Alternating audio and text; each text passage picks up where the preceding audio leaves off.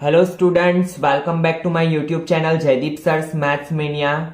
Today I will discuss Gala paper solution paper set 2 section B. जैसे कि मैंने आपको पहले भी बोला था कि जैसे ही हमारा सिलेबस कंप्लीट हो जाएगा we will discuss paper solutions. तो अभी सबसे पहले हम गाला पेपर सेट से स्टार्ट करते हैं। तो पेपर सॉल्यूशन करते हैं हम सेक्शन बी पेपर नंबर 2। तो जैसे कि स्टूडेंट्स आपको पता है कि आपका जो सेक्शन बी है वो 18 मार्क्स का होगा, जिसमें आपको 9 क्वेश्चंस अटेम्प्ट करने हैं और आपको टोटल चॉइसेस मिलेगी 12 क्वेश्चंस की। ठीक है, तो अच्छे से ध्यान देना ताकि आपके कॉन्सेप्ट क्लियर हो जाए। See what is question number 25। Find the HCF and LCM of 92 and 510 by the method of prime factorization. यहां पे हमें क्लैरिफिकेशन दिया है स्टूडेंट की प्राइम फैक्टराइजेशन से हमें एचसीएफ एंड एलसीएम फाइंड करना है, तो हम वही मेथड यूज करेंगे। ठीक है, और जहां पे आपको बोला हो कि यूक्लिड डिवीजन एल्गोरिथम, तो आपको वहां पे वही मेथड यूज करनी है। तो सबसे पहले हमने 92 के फैक्टर्स निकाल लिए, 510 के। एचसीएफ आपको पता है कि दोनों में जो कॉमन चीजें होती है वो हम एचसीएफ में लिखते हैं, और एलसीएम में दोनों में जो कॉमन होता है वो 1 टाइम एंड बाकी के डिजिट लिख लेते हैं। तो एचसीएफ आया 2, एलसीएम आया 23,460। उसके बाद क्या वेरीफाई करना है हमें, एचसीएफ मल्टीप्लाई एलसीएम करना है और चेक करना है कि उसका आंसर हमें कितना मिलता है, तो प्रोडक्ट ऑफ 2 गिवन नंबर जितना। तो चलिए देखते हैं। तो हमारा एचसीएफ है 2 एंड एलसीएम है 23,460। तो हमें क्या मिला 46,920, और हमारे जो दो नंबर्स है उसका मल्टीप्लीकेशन अगर हम करें तो भी क्या मिलेगा 46,920। Now see question number 26। इसमें सिर्फ हमें क्या करना है, find the HCF and LCM of 144, 180 and 192। यहां पे कुछ भी बोला नहीं है, तो हमने क्या किया, प्राइम फैक्टराइजेशन से पहले फैक्टर्स फाइंड कर लिए, then find HCF and LCM. Now 27 number from chapter 2, find the zeros of the polynomial x square minus 3 and verify the relationship between the zeros and the coefficients of polynomial। तो अभी तो आपको पता है कि whenever polynomial is of 2 terms और बीच में minus का सिंबल हो तो हमारे पास एक ही आइडेंटिटी है, a square minus B square वाली। a square minus B square is equal to a minus B into a plus B. तो यहां पे हमने क्या किया, हमें पता है कि 3 का स्क्वायर रूट नहीं निकलेगा, तो हमने क्या किया, स्क्वायर रूट 3 का स्क्वायर, आपको पता है स्क्वायर रूट स्क्वायर कट हो जाएगा और it become 3। Then A square minus B square की आइडेंटिटी लगाई, A minus B A plus B. So दो जीरोस कौन से मिले, plus root 3 and minus root 3। Then relationship sum of zeros and product of zero. Sum of zero का equation है minus B by A, product of zero का equation है C by A, और हमने वेरीफाई कर लिया। Now question number 28 from chapter 5, find the 31st term of an AP whose 11th term is 38 and 16th term is 73। तो सबसे पहले हम क्या करेंगे, whenever question is from AP, तो सबसे पहले हमें जो फाइंड करना है वो यहां पे लिख लेंगे। तो हमें कौन सा टर्म फाइंड करना है, 31st term, that means A31। What we have given 11th term दिया है that is 38, तो A11 इज इक्वल टू लिखेंगे 38 एंड 16th टर्म दिया है A16 is equal to 73। Now जब भी ऐसे दो टर्म्स दिए हो तो हम क्या करेंगे, उस पे से दो इक्वेशंस बनाएंगे। कैसे बनते हैं अगर आपको नहीं पता है तो देखिए स्टूडेंट्स, यहां पे जैसे कि 11 है तो 11 माइनस 1 करेंगे दैट इज D, तो A plus 10D is equal to 38। Same यहां पे अगर 16 है तो a प्लस 16 माइनस 1 क्या हो जाएगा 15d, a plus 15d is equal to 73। और ये मैंने कहां से लिखा, हमारे पास इक्वेशन है a plus n minus 1 into D पे से, वेर n क्या है 16। तो हम यहाँ पे डायरेक्टली करेंगे, जब भी ऐसे टर्म दिया हो, जैसे कि यहाँ पे a8 दिया होता तो मैं लिखता a plus 7d। Then elimination से d मिला 7, फिर आपको पता है कि d की वैल्यू क्या करेंगे, हम दोनों में से कोई इक्वेशन में रखेंगे। तो d की वैल्यू मैंने रखी इक्वेशन 1 में, देन सिंप्लीफाई किया तो मिला a एंड d अगर आ जाए तो हम इजीली 31st टर्म फाइंड कर सकते हैं। तो A31 इज इक्वल टू क्या होगा, 31 माइनस 1 दैट इज 30, तो a plus 30d। Then put the value of a and d and you can get your answer. A31 is equal to 178। Now question number 29, it is also from chapter 5, find the sum of. तो sum देख के हमें पता चल जाना चाहिए कि हमें यहाँ पे इक्वेशन कौन सा लगाना है, Sn का। फर्स्ट 10 टर्म्स, 10 टर्म्स मीन्स होता है n, S10 फाइंड करना है।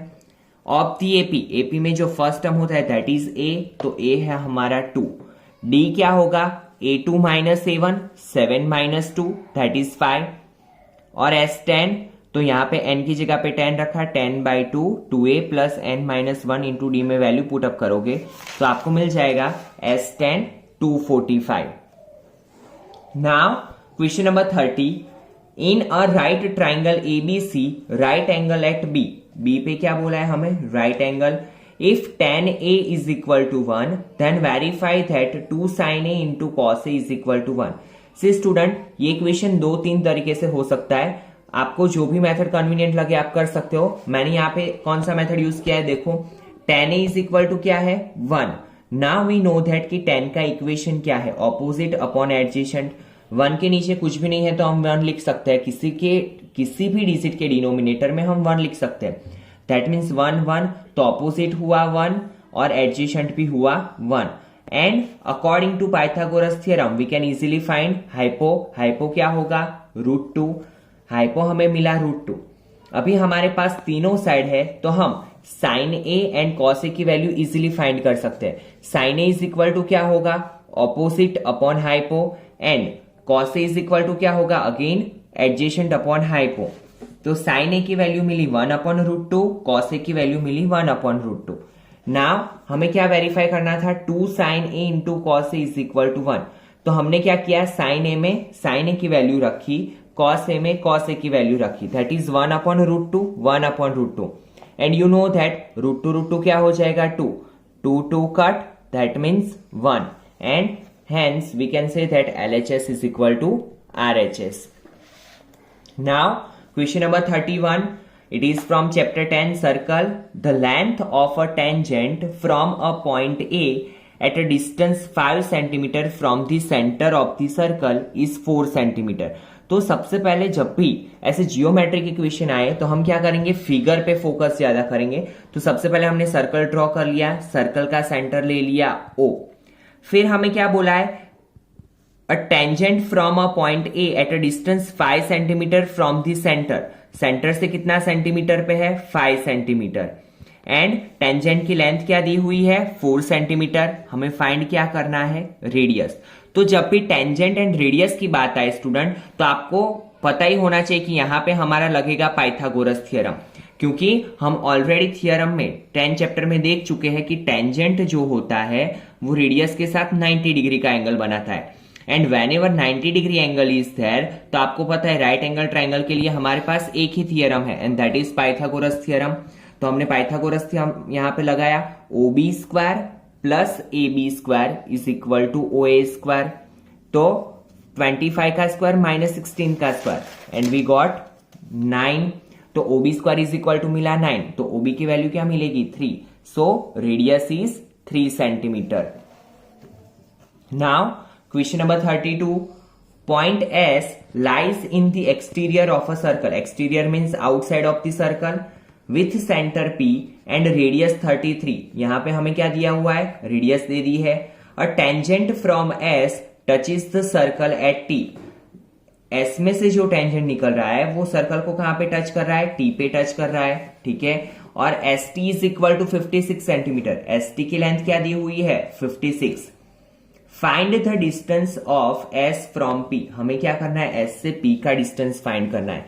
दैट मीन्स ये फाइंड करनी है हमें, SP की वैल्यू फाइंड करनी है। ये तो आगे वाले क्वेश्चन जैसा ही है। तो स्टूडेंट्स ये क्वेश्चन आपको खुद से करना है, सिर्फ और सिर्फ आपको क्या करना है, पाइथागोरस अप्लाई करना है, ठीक है। और आप इसका आंसर मुझे कमेंट बॉक्स में भेजना, ताकि मुझे पता चले कि आपको ये क्वेश्चन समझ में आया और आपने खुद से सॉल्व कर दिया। और अगर आपको कुछ प्रॉब्लम आ रहा है तो आप कमेंट सेक्शन में डाल सकते हो। I will give you solution of this questions in my next video. Now question number 33, out of 2 concentric circles. Again concentric circle word पढ़ते ही हमें माइंड में आना चाहिए कि 2 circle with different radius but their centre is 1। concentric circles, the radius of outer circle is 25 centimetre. Outer circle की radius क्या है 25 सेंटीमीटर। मैंने दो सर्कल ले लिए जिसका सेंटर है O, बट दोनों की रेडियस क्या है अलग अलग। तो आउटर सर्कल की रेडियस हमें बोली है 25 and the chord AC of length 48 centimetre. AC की लेंथ क्या दी हुई है 48 सेंटीमीटर। ठीक है, तो AC पे से सबसे पहले मैंने क्या फाइंड कर लिया MC की वैल्यू, क्योंकि हमें पता है कॉर्ड अगर यहां पे इसके साथ क्या बनाएगी 90 और क्या करेगी बाइसेक्ट करेगी, तो MC की वैल्यू क्या होगी AC की हाफ। दैट मीन्स अगर ये 48 है तो MC कितना होगा 24। हाइपो है एक साइड है, तो हम easily by using Pythagoras theorem OM find कर सकते हैं। एंड OM क्या है स्मॉलर सर्कल की रेडियस। सो हमें वही फाइंड करना है, find the radius of the inner circle. तो इनर सर्कल की रेडियस क्या मिली हमें 7 सेंटीमीटर। सिर्फ और सिर्फ क्या किया हमने पाइथागोरस थ्योरम अप्लाई किया। Now question number 34 from chapter 13।